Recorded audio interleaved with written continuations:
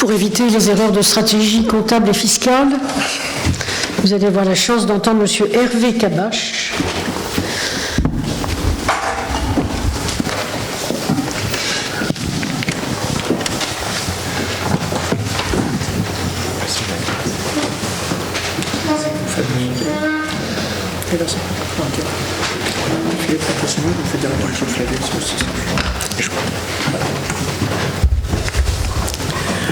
Bonjour, je m'appelle Hervé Cabache, je suis gestionnaire de patrimoine, c'est-à-dire que je m'occupe de l'aspect fiscal et social des professionnels libéraux et je me suis spécialisé depuis le décret de la société, pour les sociétés d'exercice libéral en 1994 sur les constitutions de sociétés d'exercice libéral. Et à la demande de Philippe Breil et d'Hubert Johannet, on m'a demandé de traiter le sujet des charges BNC ou CELAR. Alors je vais dire, Philippe Breil l'a précisé tout à l'heure, en BNC ce sont des recettes-dépenses, en CELAR c'est l'engagement. En BNC, c'est la comptabilisation de tout ce qui est sorti de la banque entre le 1er janvier et le 31 décembre. En SEL, c'est quasi pareil, sauf que le mois de décalage des dépassements d'honoraires, on peut malgré tout le comptabiliser. En BNC, c'est soumis à l'impôt sur le revenu. En CELARL, c'est soumis à l'impôt société, 15% jusqu'à 38 120, 28% au-dessus, et seule la rémunération du gérant, en l'occurrence le chirurgien, sera soumise à l'impôt sur le revenu. Quel choix de statut? Les comptes sont établis. Les recettes, c'est l'ensemble de vos honoraires, consultations, dépassements sur les actes opératoires, dépassements sur les consultations et le tiers payant de la caisse primaire d'assurance maladie. C'est pareil en BNC, c'est pareil en SEL. Les dépenses professionnelles, il y a 3 diapos. Les achats, les frais de personnel, salaires et charges sociales, impôts et taxes, contributions économiques territoriales, pour ceux qui sont anciens, c'est l'ancienne taxe professionnelle, contributions sociales généralisées déductibles, loyers et charges locatives. On retrouvera dans ce poste-là la redevance payée à la clinique, location de matériel et de mobilier, entretien, réparation, personnel intérimaire, petit outillage, chauffage, eau, gaz, électricité. Honoraires ne constituant pas des rétrocessions, les honoraires de l'avocat, les honoraires du gestionnaire de patrimoine, les honoraires de l'expert comptable. Prime d'assurance, vaste sujet, frais de véhicule, autres frais de déplacement, voyages, congrès, séminaires et autres. Et là, on a un poste qui est très important, charges sociales personnelles, dons obligatoires, URSSAF, CARMF, dons facultatifs, prévoyance, retraite par capitalisation.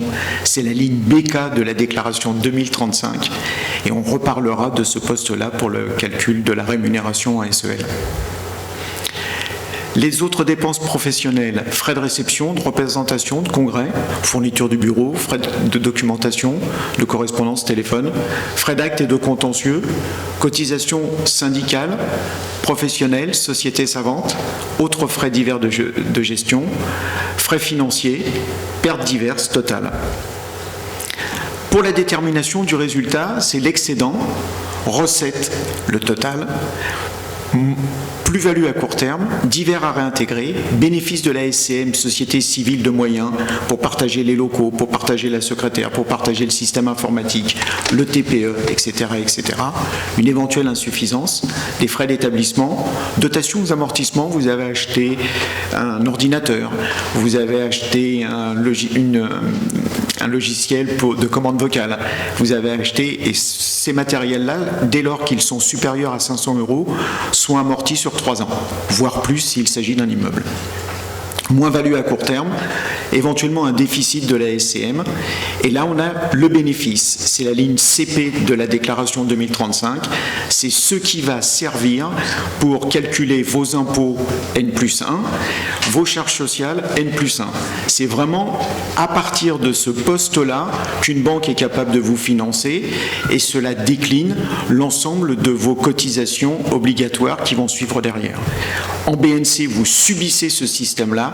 En SEL, vous avez une totale liberté, puisque vous avez la possibilité, si vous le souhaitez, de fixer plus ou moins une rémunération.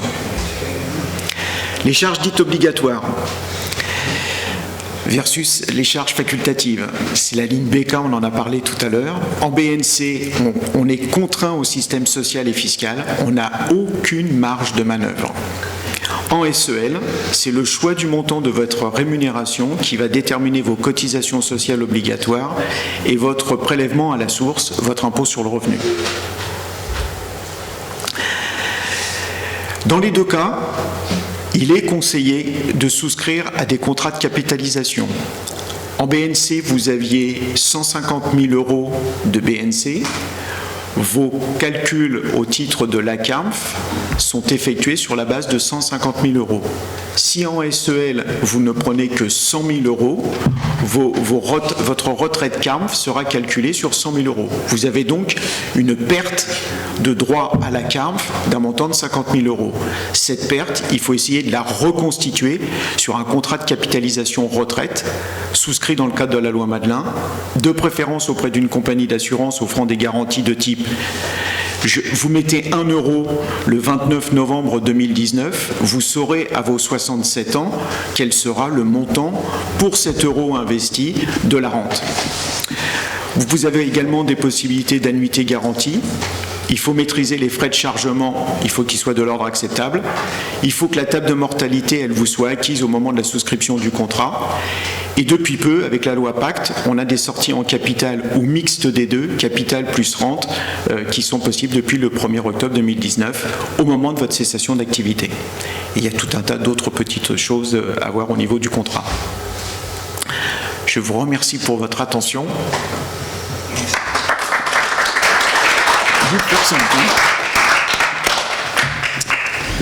Eh bien, merci, ça en fait les charges. Hein. Ne vous inquiétez pas, on arrive à s'en tirer. Et puis on est aidé. Ce que disait Hubert Joannet, ne soyez pas tout seul devant cette avalanche de réglementation et d'obligations. Alors, des questions. La jeunesse.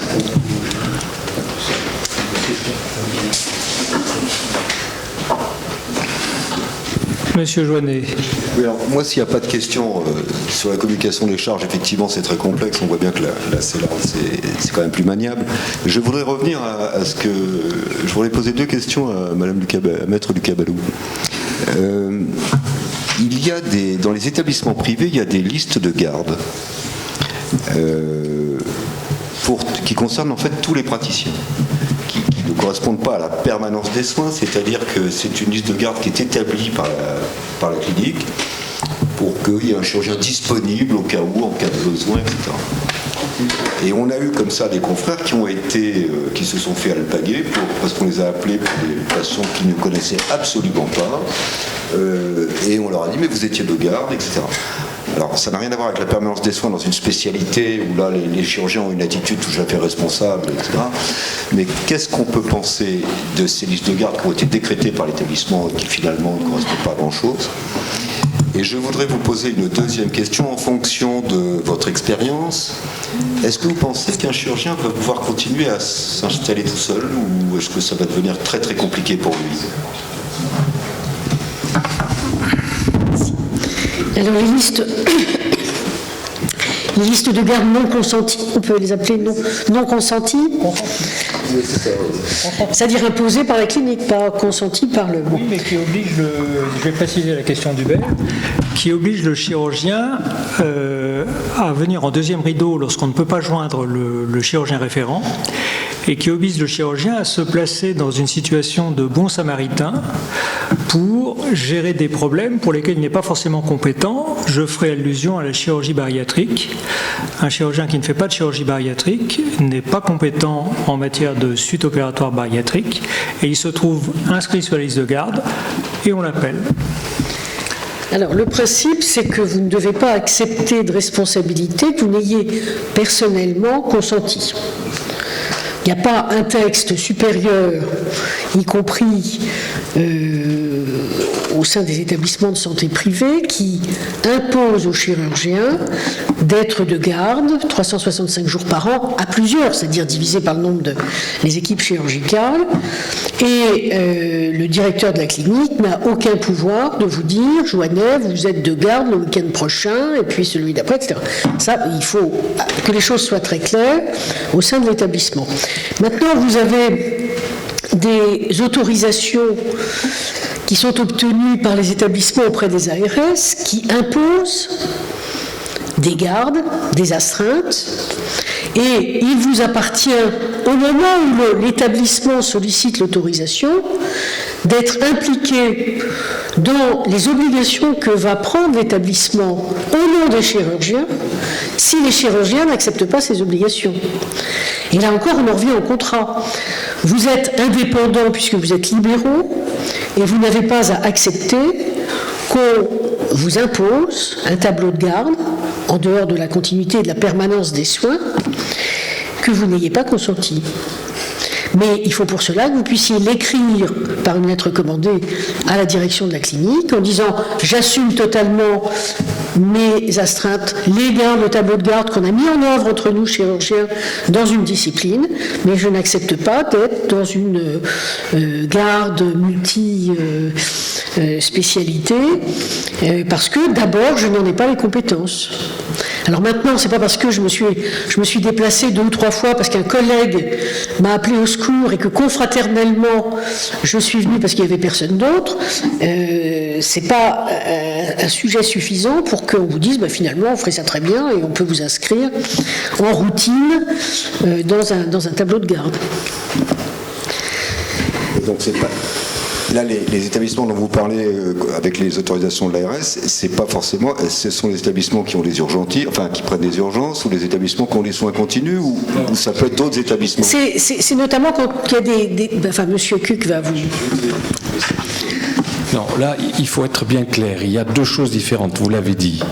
Il y a ce qu'on appelle la PDSES, c'est-à-dire un contrat tripartite, ARS, établissement, chirurgien, pour prendre en charge les patients en urgence. Services d'urgence, urgentistes et lignes de PDSES. Dans ces lignes de PDSES, bien sûr, les chirurgiens sont souvent sollicités, mais il y a aussi des radiologues, il y a aussi des cardiologues, etc. Ça, c'est le schéma d'organisation de la permanence de soins en établissement de soins. D'accord ? Il est clair que c'est un contrat tripartite et que tu dois donner ton accord pour que la chirurgie digestive de l'établissement soit de PDSES. C'est rémunéré, c'est payé pour, c'est 150 € l'astreinte par jour, et c'est un grand progrès pour les chirurgiens libéraux et la participation aux urgences. Le deuxième sujet est la continuité des soins dans un établissement. Ça, c'est ta responsabilité. Elle peut être organisée et partagée avec tes collègues de la même spécialité, mais il faut assurer la continuité des soins. Tu transmets au directeur de l'établissement un tableau alors tu l'appelles astreinte, garde, etc., pour assurer la continuité des soins. D'accord ? C'est-à-dire que s'il y a un problème avec un patient qui a été opéré dans l'établissement, on doit pouvoir joindre soit le chirurgien référent, soit le chirurgien d'astreinte pour la spécialité.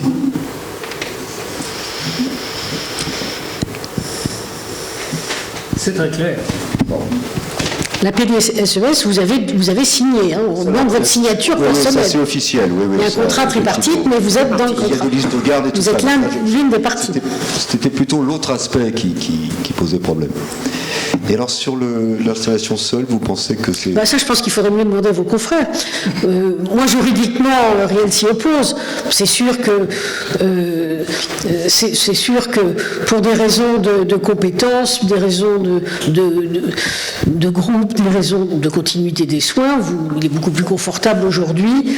Et puis, il y a peu d'établissements dans lesquels vous allez être le seul chirurgien dans votre spécialité. On a des équipes dans tous les établissements. Je crois que pour les jeunes, et le message doit être très clair, en dehors, et moi je dis, d'une spécialité qui est peut-être la chirurgie esthétique, qui est très particulière.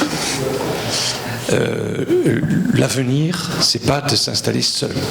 L'avenir, c'est de s'installer. D'ailleurs, c'est peut-être ce qui doit motiver le plus le choix de la carrière, c'est-à-dire les confrères, mon ancien chef de clinique, quand j'étais interne, moi j'ai fonctionné comme ça, je me suis associé avec mon ancien interne, etc., etc. Et donc c'est aussi ça qui doit... Voilà. Mais il ne faut pas s'installer seul pour de multiples raisons, à la fois matérielle, à la fois professionnelle, intellectuelle, organisation du temps de travail. Nous étions 2 chirurgiens vasculaires, 1 semaine sur 2 de garde, on est 3, c'est 1 semaine sur 3, ça change tout. Donc tout ça, il faut le prendre en compte, et je pense que dans le choix de l'installation, les rapports humains avec les associés, avec vos futurs associés, c'est essentiel.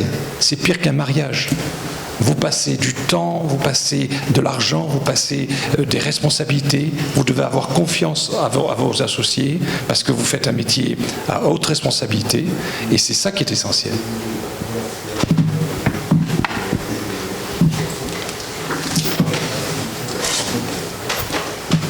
Bon, nous n'avons plus de questions sur ces aspects de l'entreprise chirurgicale. Vous voyez qu'il y a beaucoup de contraintes, mais ces contraintes sont cohérentes parce que ce qui compte avant tout, c'est la qualité des soins que vous prodiguez aux malades et surtout le fait de préserver votre responsabilité civile professionnelle, car vous êtes en responsabilité civile, vous êtes responsable de tout. Et donc, vous devez vous soumettre à toutes ces contraintes pour que vos patients soient pris en charge avec la plus grande qualité possible. Voilà, merci à tous. Et je crois que nous allons pouvoir passer au chapitre suivant.